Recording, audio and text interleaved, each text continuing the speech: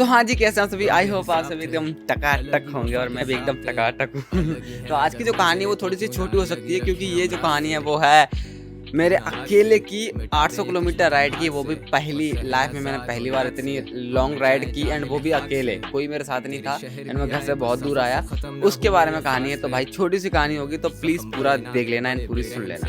And कहानी की शुरुआत होती है मेरे घर से निकलने से। मतलब मैं अपनी मम्मी को सुबह सुबह छोड़ के आया, एंड मेरे को बहुत बुरा लग रहा था। लिटरली मैंने सामान वामान पैक किया, रात को ही सामान वामान सब कुछ पैक कर लिया था। एंड सुबह सुबह 4 बजे मम्मी उठी, एंड उन्होंने 3 बजे उठी, एंड उन्होंने पराठे बनाए, थोड़ा चाय वाय, ताकि मैं खा पी के निकलूं। एंड उसके बाद खा पी के मैं सुबह सुबह 4 बजे घर से निकल गया। जिंदगी क्या है, यादों की माला है, यादों के अलावा कभी कुछ बाकी रहा है। किसी ने क्या खूब कहा है, तेरे दरमियां बस तू ही खड़ा है। झुकाव जरूरी है, उससे जाहिर होता है कि तू ही बड़ा है। जिसे गए हुए खुद से जमाना हुआ, वो तुम में भटकता है। मैं खुद नहीं हूँ, ये कोई और है, मुझ में जो तुमको तरसता है। एंड फिर भाई मैंने एक राइडिंग जैकेट खरीदी नहीं, अपने दोस्त से मांग ली। एंड फिर मुझे ज़रूरत थी कि हेलमेट की भी, एंड वो भी मैंने अपने दोस्त से मांग लिया। सोचा थोड़ा हाथों में सर्दी लगेगी, एंड इसीलिए ग्लव्स भी मांग लिए। एंड फिर मैं ग्वालियर से भी अपनी दीदी से मिल के निकल गया सुबह 6 बजे अपनी झांसी के लिए, क्योंकि मुझे पहले झांसी जाना था, एंड उसके बाद जाना था सागर, एंड उसके बाद आगे बताता चलूँगा। तो मैं निकल गया झांसी के लिए अपने ग्वालियर से भी चीज़ें मांग के, मतलब जैकेट वगैरह मांगने के बाद। मैं लेने आया हूँ तेरी खबर, तू देख ले जो अब मेरी तरफ, तो हो खत्म मेरी भी ये सजा। तुम मेरी यादों में साथ हो, तुम जाके भी मेरे पास हो। तुम्हारे ही दम से जिंदा मर गया जो तुमसे फुर्सत हो। तुम मेरी किताबों की तरह हो, तुम सामने हो लेकिन बंद हो। ये दिल क्यों इरादों के जैसा नहीं कि टूटे नहीं अभी तक वो। मैंने जो चाहा वो पाया है, हुनर से घर भी चलाया है। उम्र से फर्क नहीं पड़ता, बड़ा वो है जिसने बन के दिखाया है। एंड इसके बाद छोटा सा सीन हो गया। झांसी पहुंचने से पहले ही मेरे जो बाइक का मिरर था वो निकल गया था, क्योंकि जो उसका मिरर लगाने का वो था ना, यो बोलते क्या, वो ख़राब था। फिर मैंने उसको रख लिया वापस से अपने बैग में। भी कोई मजबूरी तो नहीं है, मुझे गम दे सोख दे, ले जा ये दिल बेशक इसे तोड़ दे। वो मोहब्बत ही क्या। ये देखो भाई साहब, ये इतनी जुगाड़ से लगाया लेकिन फिर भी निकल ही गया। मेरे को ये पूरे ग्वालियर में कहीं भी नहीं मिला। इस चक्कर में मेरे को उसको एमसी लगा के लगाना पड़ा, लेकिन फिर भी निकल गया। वाह नाइस। एंड फिर इस प्रॉब्लम को सॉल्व करने के बाद मैं निकल गया सीधा अपनी झांसी के लिए। एंड झांसी पहुंचने के बाद सीधा मैं पहुंचा सागर, क्योंकि मैं बीच में रुका नहीं था। एंड सागर से थोड़ा सा पीछे मेरी बाइक हो जाती है पंक्चर, एंड ये मेरे साथ थोड़ी सी दिक्कत होगी रास्ते में। एंड देखो बताता हूँ। तो भाई मैं लगभग सागर पहुंचा था, एंड पहुंचते से पहले थोड़े पहले ही भाई गाड़ी पंक्चर हो चुकी है। ये देखो हवा निकल रखी है पूरी। अभी देखा मैंने कि टायर पंचर हो रखा है, और अब यहाँ पे भाई कहाँ पंक्चर जुड़ा मुझे समझ ही नहीं आ रहा। तो थोड़ा सा आगे चल के देखूंगा, अगर कोई पंचर वंचर की दुकान होगी तो वहाँ पे पंक्चर लगवाएंगे।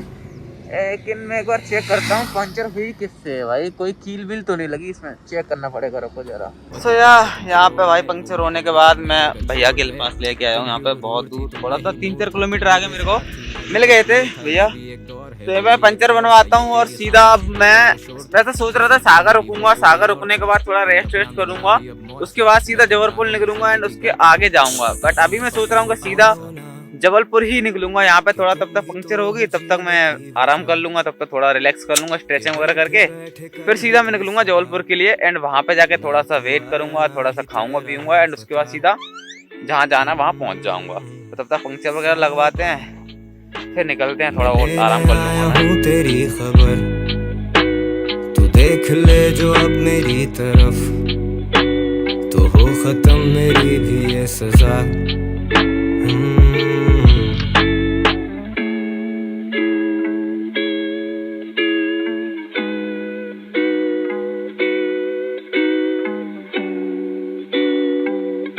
यहाँ पे कुछ खाने पीने को तो नहीं मिलेगा, थोड़ा आगे जाना पड़ेगा, वहाँ पे जाके मिलेगा। तब तक यहाँ पे पंक्चर वगैरह लगवाते हैं। सीधा सोच रहा हूँ जबलपुर खाऊंगा, इतना भूख तो नहीं लगाया मुझे, जबलपुर ही खाऊंगा। एंड वैसे चेतन वगैरह इस साइड आ रहे थे, तो मैंने बोला मत आओ, अब मैं सीधा उस साइड ही चला जाऊंगा। एंड उन लोग छत्तीसगढ़ बॉर्डर पर मिल जाऊंगा उनको, छत्तीसगढ़ बॉर्डर से हम लोग साथ में चले जाएंगे। भाई पहली बार मैंने इतना ज्यादा लंबा राइड किया, मैंने आज तक कभी भी राइड नहीं किया एंड बहुत ज्यादा मजा आया कसम से, इतने मस्त मजे से चला रहा था। ये पता नहीं कब पंक्चर हो गई यार, अभी जब ध्यान दिया कि मतलब थोड़ा सा पता चल जाता है ना, जैसे मेरे को दिखा कि भाई पंक्चर हो गई है तो अच्छा था। मैंने गूगल पे सर्च किया पेट्रोल पंप तो 3-4 किलोमीटर आगे दिखा रहा था, उससे पहले पंक्चर वाले भैया दिख गए, तो इनसे पंचर लगवा लेते हैं एंड फिर निकलेंगे अपन। तो यहाँ पर कुछ खाने पीने को नहीं है, पानी रखा है मेरे पास, पानी पी के काम चलाना पड़ेगा। एंड फिर मैंने अपनी धनों की पंक्चर ठीक कराई एंड पंक्चर ठीक कराने के बाद मेरे को रुकना था, बट मैं रुका नहीं वहीं पे, जैसे कि मैंने आपको दिखाया कि मैं रुकने की जगह वहीं पे थोड़ा सा रेस्ट किया एंड फिर सीधा निकल गया जबलपुर के लिए। एंड भाई जबलपुर के रास्तों में जो ही जंगल मिला है ना, मैं बता नहीं सकता कसम से। पूरे रास्तों में मैं अकेला था, लिटरली कोई भी नहीं था एंड मैं अकेला चल रहा हूँ। मेरे को थोड़ा डर लग रहा था, फर्स्ट टाइम भाई मैं राइड कर रहा था एंड मेरे को बहुत ज़्यादा डर भी लग रहा था कि तुम ही तो हो जीने की वजह, कि बैठे बैठे कर ही दी सुबह, ना तू आया ना ही तेरा है पता। साहिबा मैं लेने आया हूँ तेरी खबर, तू देख ले जो अब मेरी तरफ, तो हो खत्म मेरी भी ये सजा। एंड भाई फाइनली बहुत ज़्यादा राइड के बाद भाई लगभग 800-900 किलोमीटर हो गया था एंड मैं अकेले सुबह से चला रहा था। पहुंचा मैं अपने दोस्तों के पास, यानी अपने मंजिल पे पहुंच गया एंड मैं बहुत ज़्यादा खुश हुआ कसम से अपने दोस्तों को देखने के बाद। अभी इंतजार हो रहा है भाई चेतन और नमन भाई का, वो लोग आएंगे फिर हम लोग उनके साथ जाएंगे रायपुर। देखो ये लोग मिल गए, कितने टाइम बाद मिले भाई, पूरा ट्रेवल करवा लिया भाई। बहुत एक्सपीरियंस, तेरे को कितना ढूंढे, मेरे को सच बता रहा हूँ, मेरे को बिल्कुल यकीन नहीं था कि विकास भाई 800 किलोमीटर गाड़ी चला लेगा। विकास भाई You did it, bro. You did Vikas it. भाई क्या क्या बोल सकता है क्या? अरे बाप रे, बाल तो देखिए क्या है भाई पूरा हालत खराब हो गया बाल वालों का था। ये है भाई साहब विकास, जिसके लिए हम इतने दूर से आए हैं, या जस्ट टू रिसीव हिम। और ये देव क्या बोल रहा है पता है? अब भैया एक जन पूछा रास्ते में आप लोग किसको लेने जा रहे हो, ये बताया, हम लोग बताया दोस्त को लेने जा रहे हो। बोल रहे हैं अरे भैया वो छोटा सा बच्चा है भैया, उसको ले जा रहे हो, बच्चा है गाड़ी चलाने नहीं आता बच्चा उसको। किसको? मेरे को बच्चा बोला है तो अरे लाठी निकाल। और ये बच्चा 800 किलोमीटर गाड़ी चला लिया भाई।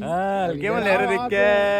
यकीन नहीं था भाई। चलो मैं पापा को कॉल करके बता दूं ना, गालियां देंगे। घर में कॉल कर ले। ओके साहिबा मैं लेने आया हूँ तेरी खबर, तू देख ले जो अब मेरी तरफ, तो हो खत्म मेरी भी ये सजा।